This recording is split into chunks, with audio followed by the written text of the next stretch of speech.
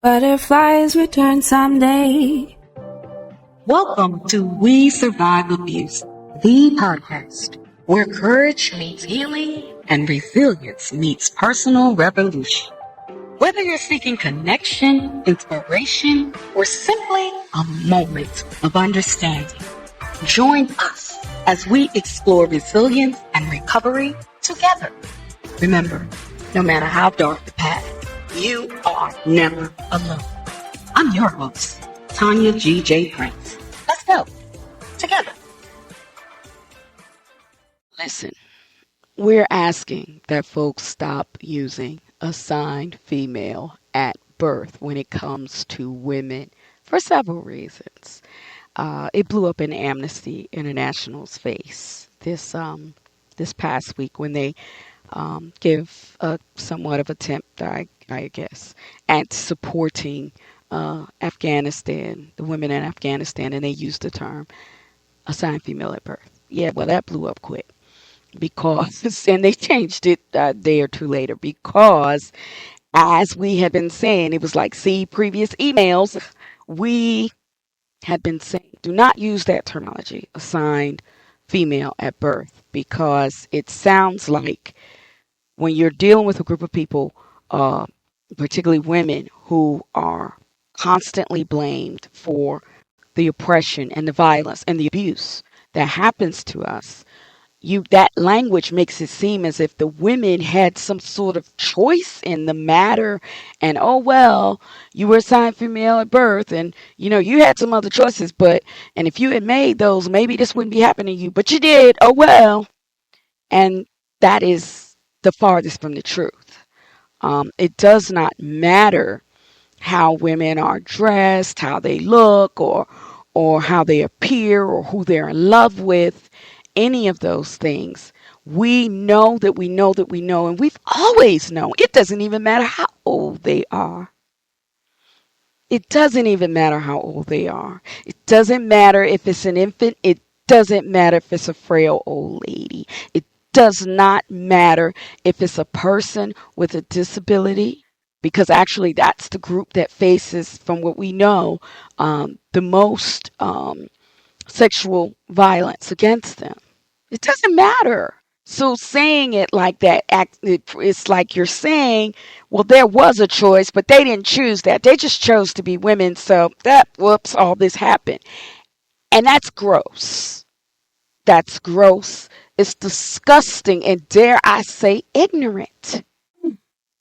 So we don't like that term because the term suggests that our what happens to us is merely because we were assigned something at birth and we chose to go along with it. It minimizes the biological realities, and I mean very real. Wait till you get to your middle ages and you are looking up stuff left and right and center. Stuff does not work automatically like it used to. Well, I don't know what happened, but it just is. And this framing can obscure the fact that many health issues that women face from young girlhood are directly related to our biological sex. The problems we face during our periods, no fault of our own. You guys, if you're close to some girls, headaches, long days in the bed, only be able to function for a week for some girls we went to school with, and that was just a period. Let me go on, are directly related to their biological sex, such as the reproductive health complications. And it's not just a result of being labeled female. We had no choice in the matter. And it's like that had nothing to do with it. So, number two, the structural inequality. So by emphasizing the word assignment rather than the biological and social realities of being female, the term diverts attention from the systemic realities that disproportionately affect women, especially Black women and brown women in healthcare. These include biases in medical research, lack of access to quality care, and the stress of navigating a world where racism and sexism interact and cause harm and death to us and our children. Now, I'll tell you what I know about that is when I was pregnant, I remember that I had the same illness that Princess Kate had. And I remember People magazine kept writing about it. And the comments were saying, oh my gosh, I can't wait till she has this baby because I'm tired of hearing about this condition. And it's hyperemesis gravidarum, which basically means it sounds like she had it extremely bad. I did as well. I was hospitalized several times. And it means that just the mere smell of food, I couldn't eat anything. I dropped weight as opposed to gained it. The smell of food would just make me so sick. I can almost still remember it. And so I know that prior to that, there were efforts. I say historically, there have been efforts to help women who were going through this type of thing. They even had a medication out, and that medication ended up causing deformities in children. That was a whole big scandal, and so they got away from that. So here I am having my baby, and am not eating. And I have to tell you, I over and over and over and over, no matter how many times I explained to the nurses, to the doctors, what was happening to me, that I had been hospitalized in your hospital, by the way. The records are right there. Um, there was a lot of blame. Why didn't you try the tea? Why didn't you try the crackers? Why didn't you try smelling a lemon? Why didn't you try this? I even had one doctor, I was visibly pregnant. I showed up in the emergency room once again because I couldn't, I just couldn't eat. I couldn't do anything. And I needed care. And she stood over me, because I'm short anyway. She stood over me and said, what do you mean? It was by this time it's evening. And she said, you haven't eaten anything but a bowl of cereal? And she said to me like I didn't know. You're pregnant. Oh, see, I didn't know that. Explaining to her what's going on. She's not listening. I've tried all the medications. I was allergic to some, couldn't take the others. It was a mess. So this is something that women are still going through. And, when we're pregnant, of folks not listening to you, you're like, it's right there in the book. You studied. You majored in this. You have a degree. You're here to treat me. And you're not listening to me tell you exactly the same symptoms. You're still telling me that it's all my fault. The sentiment that I'm trying to convey to you is not being listened to, is whoever's not listening, it's not the first time that when a woman comes to you and she doesn't feel heard, it's not the first time. It's not the second time. It's not the 100th time. It's not even the 1,000th time that we have not been heard on an issue that has to do with our bodies. For people not to listen or pretend not to know what the heck we're talking about. And it gets frustrating. So we say then, we don't want any harm to come to any human being on this planet, but least of all, us. And so what we're saying is, please don't use that terminology. What I'd rather you say, I'm a woman. I was born this way. This is me. If I have a few disabilities, and I wouldn't, oh my gosh, I wouldn't want anybody to say, oh, she was assigned migraine at birth. I wasn't assigned migraine, full of migraines at birth. I wasn't assigned short. I wasn't assigned black.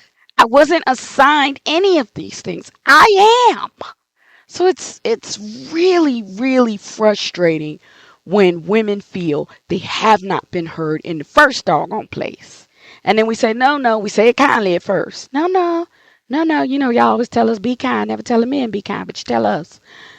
Oh, I'd rather not be called that. I'd rather you say something else, if you will, please. And, you know what you get back, threats, slurs, the like. Anyway. When health issues are framed as problems that are tied to the label assigned female at birth, there's a risk of subtly of implying that the complications are somehow a result of the individual's choosing rather than, listen, this is a female thing. So anyway, so it's the it states that it was our choice and that we opted into these oppressive systems. We opted into this thing going on with our body that's complicated that they don't fully understand. And had we not opted into that, we wouldn't be where we are.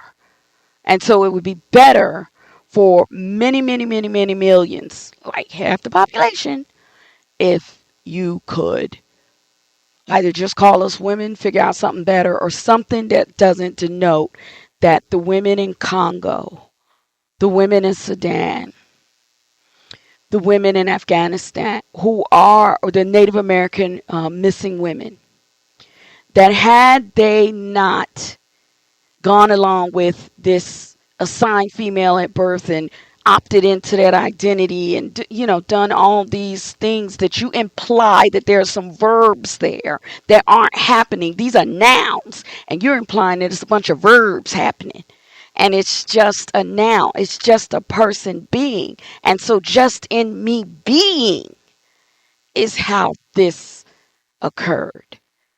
I didn't do anything. I didn't do anything. When I have to say this, when you're pregnant and you go plus, they act like you broke something somehow. Like your pregnancy's supposed to just go along real fine, and here you came, you must have broken something. You must have, I don't know, you messed up something. You didn't mess up. It just is. Help me, please.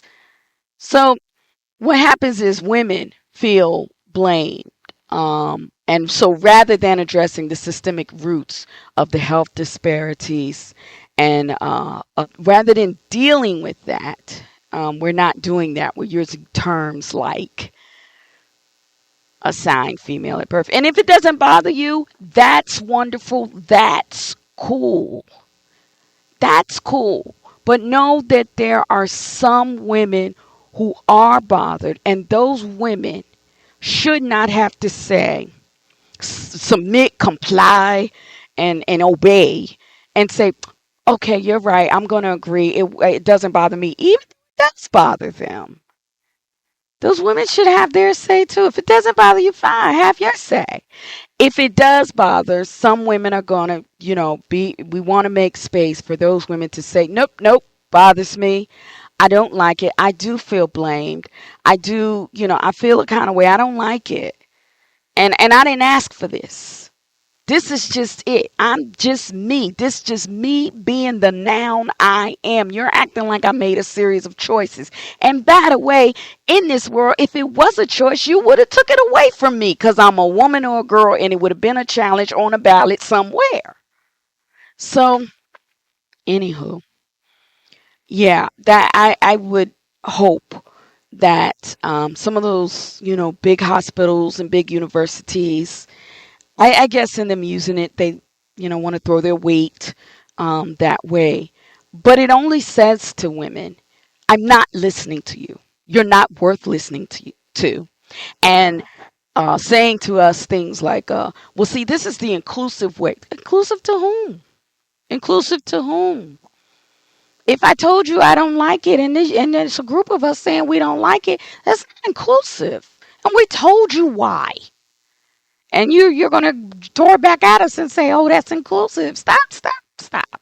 No, we can have genuine and authentic inclusivity, and not frosted cake inclusivity and authenticity that people say here. It's inclusive. No, and not pushing and bullying women into submitting and complying to something that just doesn't feel inclusive of them too, or in terms of their health being acknowledged and how you speak about our health And if it's an oppressive situation or crisis, like what is going on in various places throughout the world, that women are dealing with, and only women are dealing with, and only women and girls are dealing with, that you don't foist this on people and say, you must submit, you must comply. Because what does that make you if you're not listening to the people who this impacts? Listen to those voices. It's not always going to sound like what you want it to sound like, but it's worth a listen. It's worth a listen. It's worth a listen. So, in essence, the term assigned female at birth, I hope folks will understand that the term can unintentionally obscure the real systemic causes of health disparities, violence, abuse, and oppression that women and girls face, through no fault of our own. To me, I'm just going to put it out. It just sounds like a Freudian slip to me. You always thought it was our fault, and you're just going on ahead. I always thought this was your fault, and this way, I get to say it this way, and it's socially acceptable for me to say it because, yes, in my heart, I always thought it was your fault. I always thought it was your fault if you got sick when you were pregnant. Yeah, I think it's your fault. Yeah, I think it's your fault if something violent or abusive happens. I think it's your fault. I sure do. I think it's your fault if you're oppressed, because we had people saying about the Afghanistan, well, why didn't she just leave? And then we looked at we held up the map like, did you see the map? Where the heck was she going? You ask that if it's in a home. You ask that if it's in a certain country. And that's what I mean again when we say it doesn't matter what it is. The first 5 statements are going to be, the first 10 are going to be blaming women.